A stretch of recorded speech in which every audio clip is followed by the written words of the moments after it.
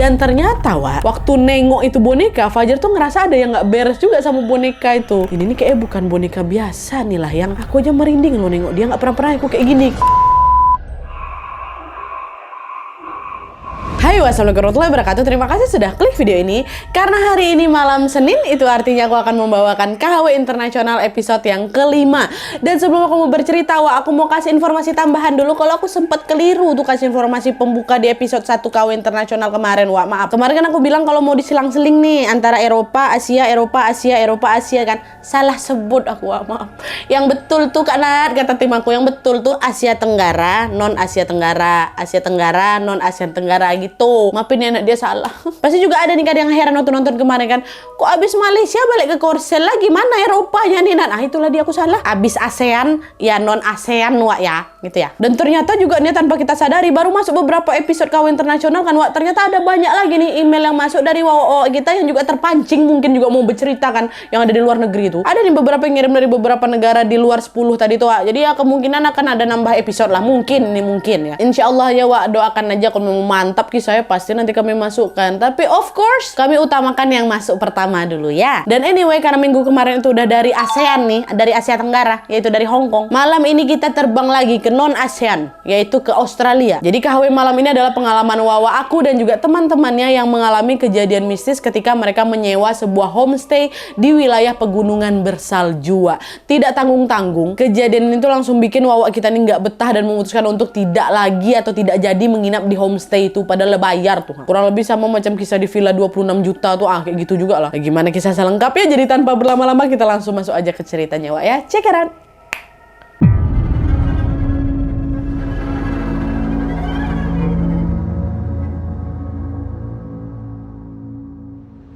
Oke, jadi kisah yang aku bawakan malam ini dikirim sama Mbak Sari dari Sydney, Australia. Halo Mbak Sari. Nah, jadi kisah ini dialami oleh Sari pada tahun 2023 kemarin ketika sedang berlibur di sebuah wahana bersalju yang ada di sana. Nah, sedikit kisah tentang Sari ini, Jadi Sari ini adalah seorang ibu muda yang memiliki 1 orang anak. Suaminya bernama Fajar dan anaknya bernama Ziel yang kala itu masih berusia 8 bulan. Nah, Sari dan keluarga kecilnya ini sudah tinggal di Sydney sejak tahun 2022 karena Fajar suaminya orang Indonesia juga bekerja di salah satu perusahaan yang memang ada di sana. Nah, kisah horor ini bermula ketika Fajar suaminya Sari ini diajak sama sepupunya namanya Bang Hasan untuk berlibur di lembah bersalju yang bernama Perisher Valley. Nah, sedikit informasi aja Perisher Valley ini berada di kota Canberra yang biasanya dikunjungi oleh wisatawan untuk bermain ski. Setelah mendengar ajakan itu, Fajar ini nggak langsung mengiyakan dia nanya dulu ke istrinya, nanya ke Sari, sayang kamu mau nggak liburan ke Perisher Valley itu? Bang Hasan ngajak kita ke sana katanya. Maulah aku yang, soalnya aku juga belum pernah ke sana, kata Kak Sari kan. Oh ya udah, kalau gitu aku bilang ya kalau kita bisa ikut ke Bang Hasan. Oh oke sayang, kata Kak Sari. Dah lah tuh kan, akhirnya Fajar ini pun segera mengabari Bang Hasan bahwa dia dan Sari akan ikut ke acara liburan itu. Nah, disitulah baru Bang Hasan ini bilang kalau dia akan mengajak temannya yang bernama Bang Tiko untuk ikut serta juga. Jadi yang akan berangkat liburan nanti ada 3 keluarga, keluarganya Sari, keluarga Bang Hasan, sama keluarga kawannya Bang Hasan, yaitu Bang Tiko. Hari pun berlalu hingga tanpa terasa momen yang mereka tunggu-tunggu pun akhirnya tiba. Pada hari Jumat pagi, mereka berangkat ke Perisher Valley ini dengan mengendarai 3 mobil yang berbeda. Di mobil pertama ada Sari, Fajar, sama Baby Ziel, anak mereka. Terus di mobil kedua ada keluarga Bang Hasan. Bang Hasan, istrinya Kak Nilam. Terus ada Romi, anak pertama, ada Desi, anak kedua, dan juga ada Nina, anak ketiga. 3 anaknya Bang Hasan ini. Terus di mobil ketiga ada Bang Tiko, ada istrinya Kak Dila, terus ada Galang anak pertamanya, terus ada Wisnu anak keduanya. 4, 5, 3. Jadi total ada 7 tambah 5, 12 orang yang berangkat ya. Mereka pun melajukan mobil secara beriringan bersama-sama dan setelah menempuh perjalanan lumayan panjang, mereka pun akhirnya tiba di tujuan sekitar jam 12 siang. Nah, karena cuaca hari itu sangat dingin, mereka pun mengurungkan niat mereka untuk langsung bermain ski dan memilih untuk beristirahat di sebuah homestay yang memang sudah dipesan sama Bang Hasan lewat aplikasi online. Nah, dari Dari informasi yang diterima, Wak, homestay itu milik veteran guru beretnis Tionghoa yang kita sebut aja lah namanya Mr. Lim.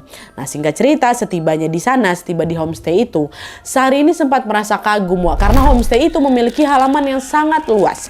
Dan selain itu, seluruh bangunan homestay ini juga berarsitektur khas Tionghoa gitu. Tapi di balik kekaguman itu, Wak, Sari ini merasa tidak nyaman karena suasana di homestay itu kok agak gimana gitu, macam ada hawa nggak enak lah gitu, Wak. Tapi meskipun begitu, Sari pun menepis pikiran buruknya dan lanjut memasuki area homestay mengikuti teman-temannya yang lain. Ini belum masuk nih, masih di luar aja.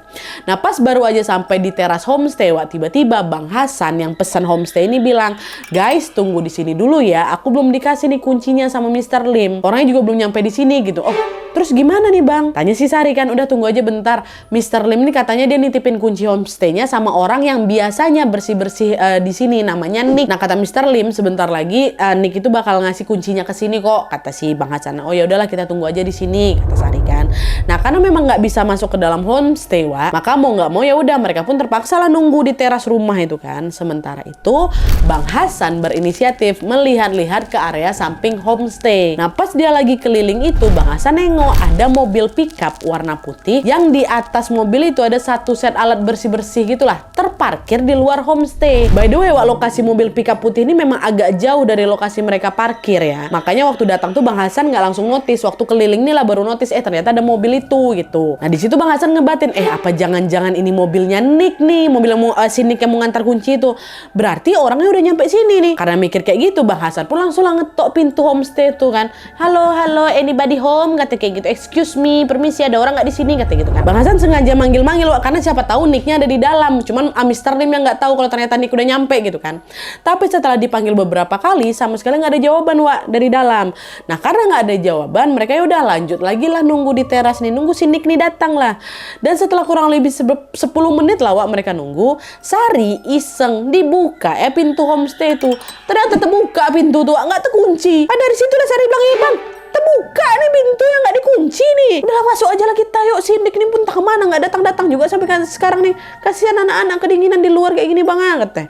Nggak terkunci ya? Ya udah bentar dulu, aku izin dulu sama Mr. Lim. Nggak mau langsung masuk, Wak, bilang dulu orang ini nggak dikunci kok gitu kan, kata Bang Hasan. Nah, Bang Hasan pun kembali lagi menghubungi Mr. Lim ini lewat aplikasi. Dia jelasin lah di situ kalau, "Pak, ini pintu homestay-nya nggak dikunci kok, Pak. Ini kami langsung masuk aja ya. Cuaca di luar udah makin dingin nih." Awalnya Mr. Lim ini minta Bang Hasan ini udah tunggu dulu Nick, jangan main masuk aja kalian. Tapi setelah Bang Hasan ini bilang kalau mereka bawa anak-anak kecil, akhirnya Mr. Lim ini pun luluh dan mengizinkan mereka masuk. "Ya udahlah, nggak apa-apa. Masuklah kalian dulu. Tapi nanti tetap ya ketemu sama Nick ya. Soalnya Nick udah keburu mau nganterin kunci. Pegang kunci tuh," kata Mr. Lim kan. "Oke, Mister, kami bakal nungguin Nick," gitu kata Bang Hasan. Dah lah tuh, masuklah mereka ke dalam homestay itu, Wak. Awalnya mereka sama sekali nggak menemukan adanya hal yang aneh di sana. Tapi setelah melangkahkan kaki semakin dalam lagi ke dalam, Wak, mereka mulai menyadari ada sesuatu yang janggal dengan rumah itu.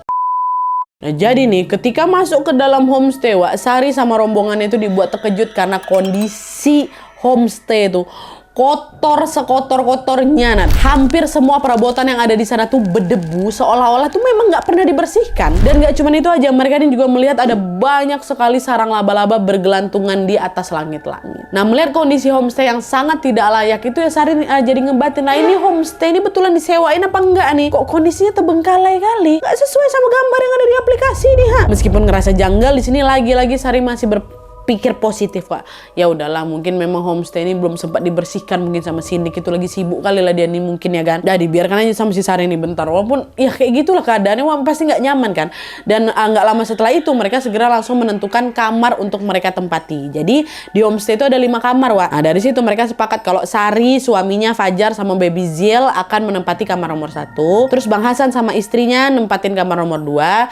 Bang Tiko sama Kak Dila, istrinya ini akan menempati kamar ketiga. Sedangkan semua anak-anak mereka, anaknya Bang Tiko sama Bang Hasan ini bakal tidur di kamar yang sama, yaitu di kamar nomor 4. Sementara di kamar nomor 5 ini dibiarkan kosong. Dah kayak gitu ya, iya semua setuju nih. Dan sebelum berpencar ke kamar masing-masing, Wak, Kak Nilam, istrinya Bang Hasan ini bilang, ya dia bilang ini, Semuanya ingat ya, kita di sini nih datang untuk bertamu. Jangan ada benda yang dipindahkan dari tempatnya.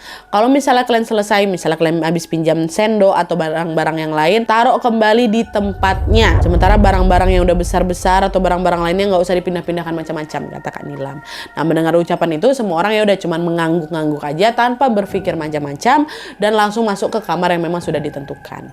Nah, ketika semua orang sudah masuk, Fajar, suaminya si Wawa ini, memilih untuk stay di ruang tengah untuk bersantai sebentar. Alhasil ya udah, Sari pun terpaksa masuk ke kamar bersama dengan anaknya yang masih bayi. Sesampainya di dalam kamar, Sari langsung menaruh barang-barangnya dan membuka horden kamar itu untuk melihat situasi di luar homestay. Tapi begitu horden itu dibuka, Sari langsung melonjak terkejut.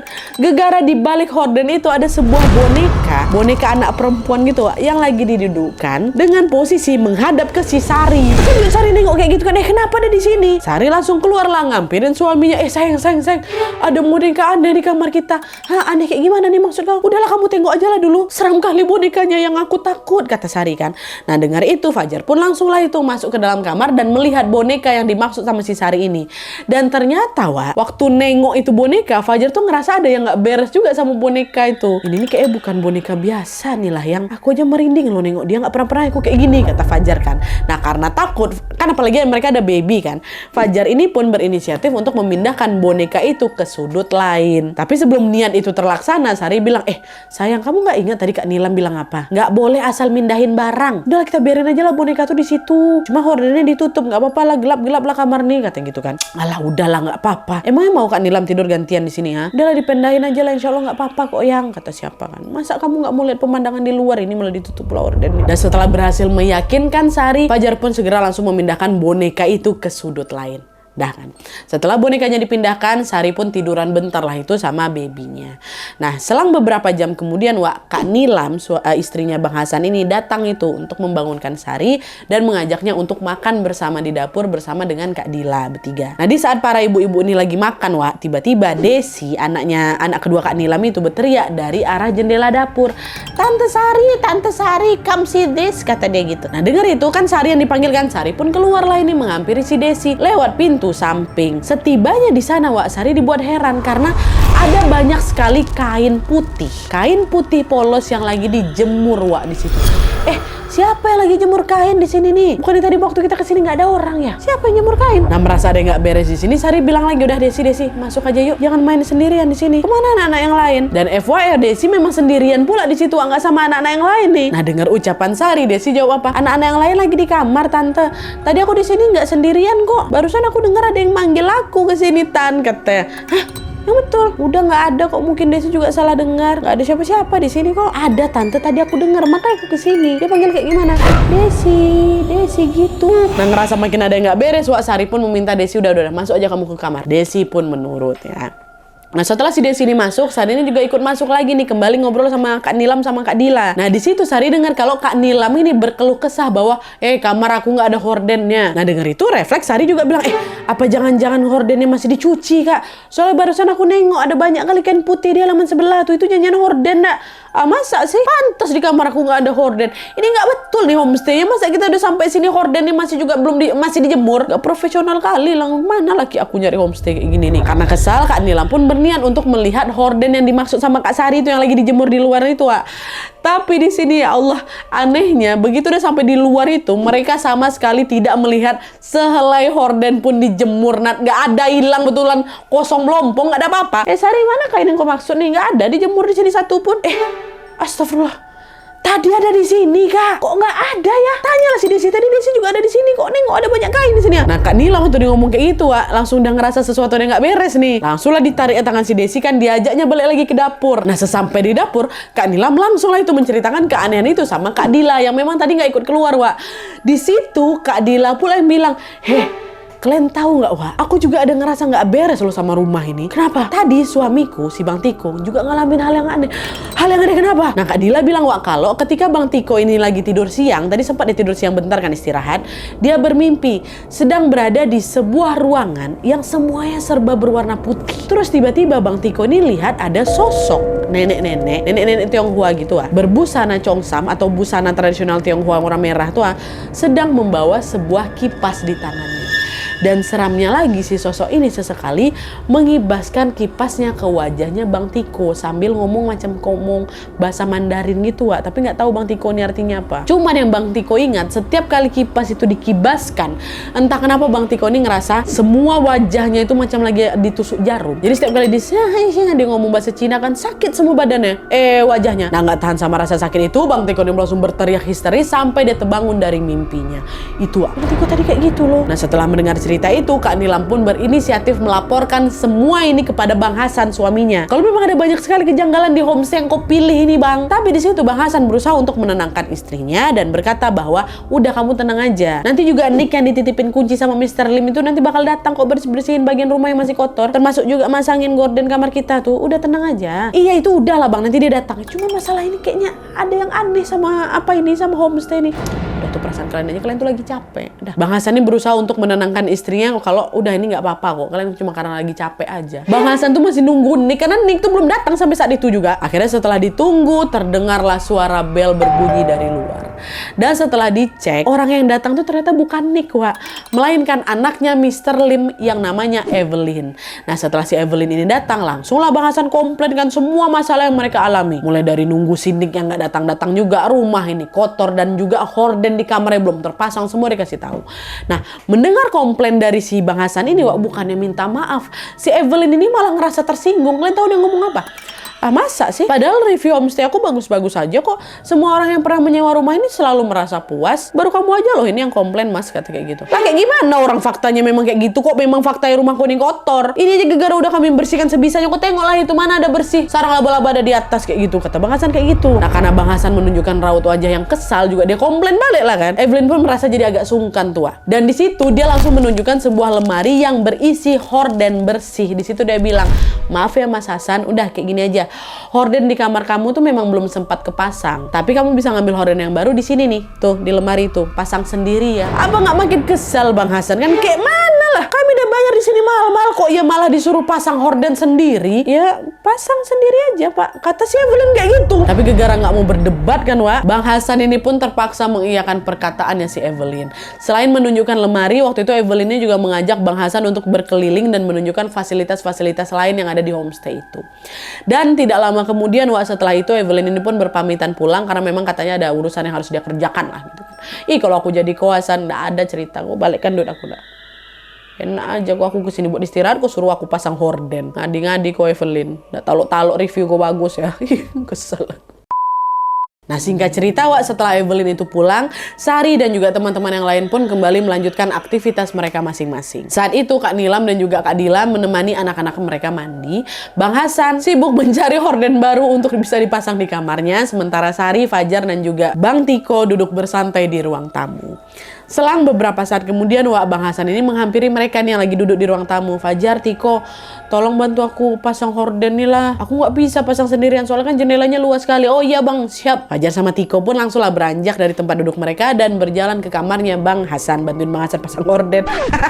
Liburan jadi pasang horden lah kalian, ya Allah kasihan. Nah, sesampainya di kamar itu, Wak, Bang Tiko kaget setengah mati karena di sana dia nengok ada foto nenek-nenek yang nenek-nenek itu hadir di mimpinya kemarin tuh, mimpinya tadi siang. Dengan gemetar Bang Tiko menyikutlah lengannya Fajar kan, jar tau nggak mau foto ini ya. Inilah dia nenek yang persis sekali datang sama aku waktu aku mimpi tidur siang tadi. Belum sempat Fajar itu ngerespon, Wak, Bang Hasan si pemilik kamar itu bilang lagi, oh jadi ini yang mimpiin kau. Kata Evelyn tadi waktu dia ngajak aku room tour, orang di foto nih mamanya meninggal kemarin waktu pandemi. Oh iya Bang ya.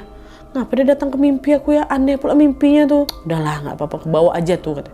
Kenapa bisa, orang aku baru lihat? Udah ada tenang. Baca doa aja, kata Bang Hasan. Akhirnya singkat cerita, Bang Tiko dan Fajar pun lanjut lagi lah itu masang horden sampai selesai. Nah, setelah selesai, Wak, mereka pun kembali bersantai di ruang tamu sambil menikmati suasana sore hari. Nah, pas lagi bersantai ini, mereka tiba-tiba dikejutkan dengan suara Galang, anaknya Bang Tiko, yang berteriak dari arah kamar mandi. Mama, Papa, tolong, dingin kali, katanya. Nah, mendengar teriakan itu, Bang Tiko sama Kak Dila istrinya langsung bergegas lah itu ngampirin anaknya kan yang ada di kamar mandi itu. Nah, di situ Galang ini cerita bahwa ketika dia lagi mandi itu tiba-tiba air yang semula hangat itu berubah dingin, Wak, berubah dingin sampai bikin dia menggigil. Orang di situ juga lagi bersalju kan. Belum cukup sampai di situ aja, mereka ini juga dibuat kaget karena secara tiba-tiba, Wak, lampu dan juga elektronik yang tadinya full menyala cas mati total. Gelap gulita lah villa tuh. Nah, penasaran dengan apa yang terjadi, Bang Tiko pun segera langsung mengecek pemanas ruangan di homestay itu, Wak.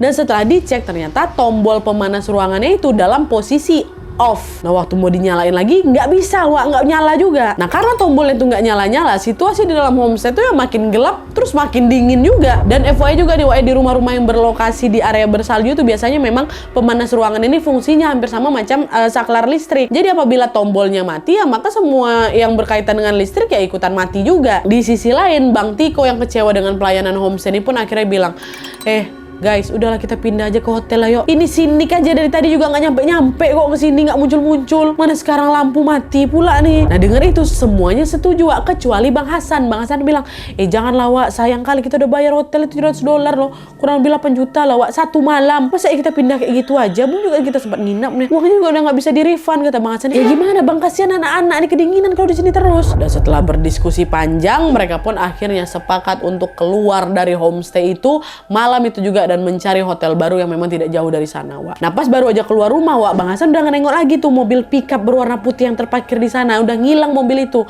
Padahal Bang Hasan ini masih ingat kali, Wak, dia sama sekali nggak dengar ada suara mobil dinyalakan, nggak ada. Terakhir nengok dia masih ada, habis itu waktu mau cabut tuh udah nggak ada lagi tuh si mobil ini. Nah, meski merasa ada yang janggal di situ, Bang Hasan tidak peduli dan dia lanjut mengendarai mobilnya meninggalkan homestay itu tanpa mengunci pintu. Tak mungkin karena sengaja kayak gimana, pokoknya nggak dikunci lah pintu homestay itu. Nah, setelah menempuh perjalanan sekitar 15 menit, Sari sama rombongannya pun akhirnya tibalah di hotel yang mereka tuju. Sesampai di sana, mereka langsung memesan 3 kamar berbeda untuk keluarga mereka masing-masing. Dan setelah dapat kunci, mereka pun langsunglah masuk ke kamar masing-masing untuk lanjut beristirahat. Nah, nggak jadi lagi nginap dekat homestay itu kan. Nah, terus selang beberapa jam kemudian, Wak, Bang Hasan tiba-tiba mendatangi si Fajar yang ada di kamarnya di situ, Wak. Bang Hasan ini minta tolong si Fajar ini untuk nemenin dia balik lagi ke homestay. Karena dia khawatir homestay itu bakal kenapa orang ada pergi pintu nggak dikunci kok. Awalnya Fajar nolak, Wak, permintaan Bang Hasan tuh. Udah bilang, udahlah Bang, nggak usah lagi balik ke sana, orangnya waktu kita nyampe aja homestay memang nggak dikunci kok. Udahlah biarin aja lah kayak gitu. Tapi karena Bang Hasan terus-terusan overthinking nih, akhirnya ya udah Fajar ini pun terpaksa menemani Bang Hasan ini untuk kembali lagi ke homestay itu. Nah, pas sudah nyampe di sana, Wak, lagi-lagi mereka menemukan adanya sebuah kejanggalan. Waktu balik ke sana, kalian tahu apa? Sesampainya di sana, mereka melihat bahwa kondisi homestay itu terang menderang, full lampu tuh menyala, atau kalian ya udah nggak gelap kayak tadi lagi, betulan macam full, macam dinyalain semuanya, Wak. Dan nggak cuma itu aja, pintu homestay yang tadinya tidak dikunci sekarang terkunci rapat, jadi mereka nggak bisa masuk ke dalam itu. Ini siapa nih di dalam ini? Pun kalau memang iya betul lah Sinik itu udah datang kan, masa dibiarinnya semua lampu tuh nyala, semua lampu loh sampai dalam-dalam tuh nyala juga. Sebelum mereka balik aja mereka nggak nyalain lampu seterang itu, sebanyak itu. Ini waktu mereka pergi, rumah itu kosong malah semua dinyalakan. Nah, merasa aneh dengan perubahan itu, Bang Hasan ini nanya, Jar, kok itu lampunya nyala ya? Apa jangan-jangan Sinik ada di dalam nih ya? Dan untuk membuktikan dugaan itu, Bang Hasan pun segera langsung memencet bel secara berkali-kali. Nggak juga dibukain pintu, nggak ada. Tapi setelah ditunggu, nggak ada juga, Wak, seseorang yang keluar dari dalam rumah itu. Nah, merasa ada yang nggak beres di sini, Fajarin pun segera langsung mengajak Bang Hasan meninggalkan homestay itu untuk kembali lagi ke hotel. Dan sebelum pergi, Wak, Bang Hasan ini sempat memfoto kondisi rumah itu, dikirimkan ya lah ke si Evelyn, bukan ke Mr. Lim lagi.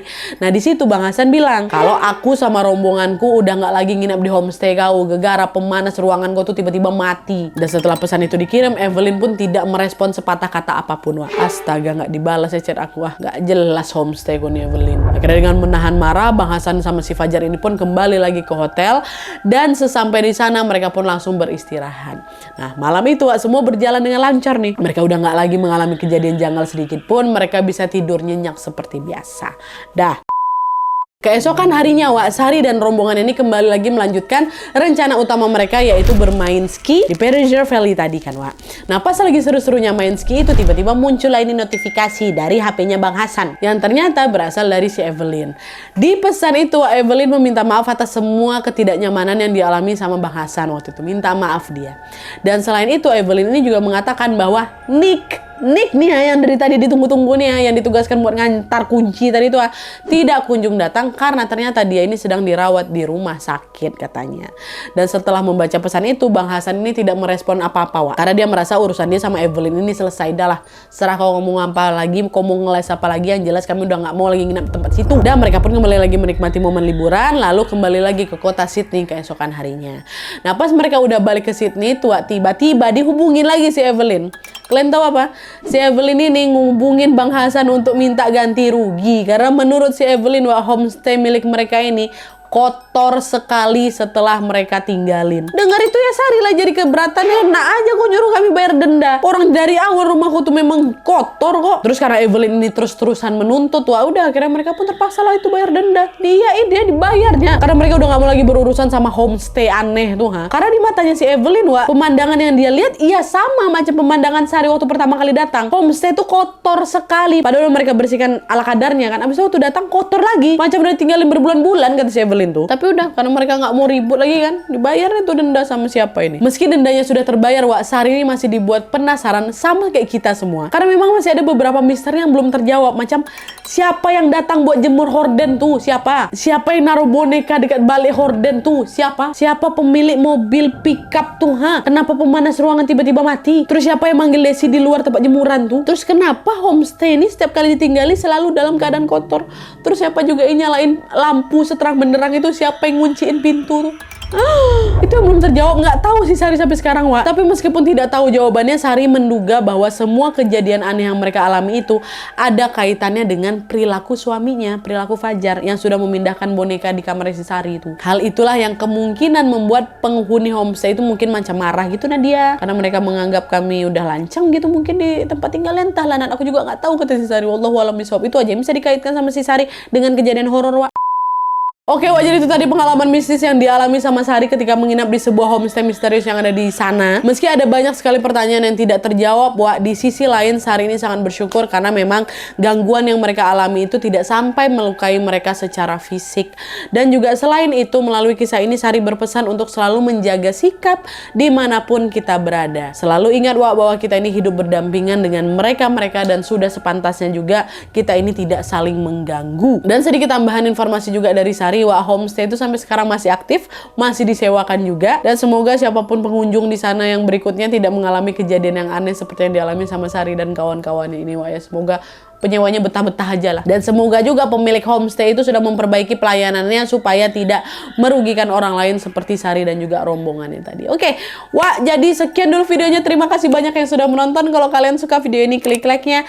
Jangan lupa komen di bawah tidak ada dan saran-saran untuk video selanjutnya. Jangan lupa nyalain notifikasinya supaya kalian tahu kalau aku upload video baru. And as always, jangan lupa untuk klik tombol subscribe supaya kalian sama-sama tahu informasi menarik dan menegangkan dari channel aku. See you next video, Wak. Bye.